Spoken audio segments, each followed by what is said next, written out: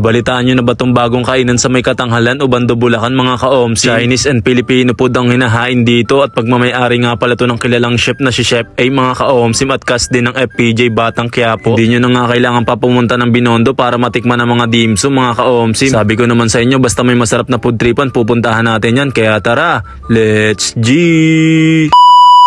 Ngayong araw, meron ako nalaman, masarap na food tripan kaya't aking pinuntahan. Dito nga lang pala yan sa may walk to eat na matatagpuan sa 13 Sibilia, Katanghalan, Obando, Bulacan. Chinese and Filipino cuisine mga ka-OMSIM na nag-open daily from 2 PM to 2 AM mga ka-OMSIM. Bali sa nakakaalam ng dating kainan, ito nga pala yung biyaheng busog mga ka-OMSIM, nakatabi lang sila ng McDowming. Bali pagmamayari nga pala ng kilalang chef to mga ka-OMSIM na si Chef A at cast din ng FPJ Batang Quiapo. At hindi na namin pinatagal, umorder na agad kami ng mga pagkain dito mga ka-OMSIM. Una namin tinikman dito itong Filipino food. Etong famous na binukakang manok mga ka-OMSIM na sa halagang 349 lang ay matitikman mo na. Na pwede nang paghatian na ng 3 hanggang 5 tao. Napakasarap na itong mga ka-OMSIM, manamis na miss yung lasa. Kung gusto mo naman ng solo order lang ng inasal, meron din sila niyan mga ka-OMSIM na sa halagang 159 lang. Ay talaga namang sulit na dahil ito ay naka-only rice na mga ka-OMSIM. Sabayan mo pa ng masarap nilang chicken oil ay talaga damay pati sinain ng kapitbahay. Kung naghahanap ka nga ng pares ay meron din sila dito mga ka-OMSIM na sa halagang 120, naka-only rice na tapos may free drinks pa. Manamis na miss yung lasa at grabe sa serving, napakadami nito mga ka-OMSIM, panalong panalo. Overload Lomi, meron din sila dito mga ka-OMSIM na sa halagang 110 lang ay matitikman mo na. Na talaga namang mainit kapag sinerve sa inyo mga ka-OMSIM, talaga namang solid at para ka nasa Batangas. At ang paborito kong kare-kare, meron din sila mga ka-OMSIM short order na pwede na nga pala itong paghatiin ng 2 hanggang 3 tao. Na sa halagang 269 lang ay matitikman nyo na to mga ka-OMSIM. Samahan mo pa ng masarap nilang bagoong dito tapos tunay naman pa yung ginamit kaya naman talagang masarap. Kaya kapag kumain kayo dito, isa yan sa tikman nyo mga ka-OMSIM. Dumako naman tayo sa pinagmamalaki nila ditong dimsum mga ka-OMSIM na si Chef A mismo ang may gawa. Tinikman ko nga ditong itong pork shrimp siomai nila mga ka-OMSIM na talaga namang malalaki at siksik sa laman. Halagang 149 lang, 4 na peraso na. Talagang walang halong biro, talaga namang solid yan ka-OMSIM. At eto nga Xiaolong bao nila mga ka-OMSIM, hindi mo na kailangan pumunta pa ng Binondo para matikman yan. Dito lang yan, meron ng 159 pesos, 4 na peraso na. Kapag tinikman mo nga ay talaga naman parang may sumasabog pa sa loob ng bunganga mo mga ka-OMSIM dahil napaka-solid at masarap to. Sunod kong tinikman dito mga ka-OMSIM, meron din sila dito chicken feet mga ka-OMSIM na sa halagang 149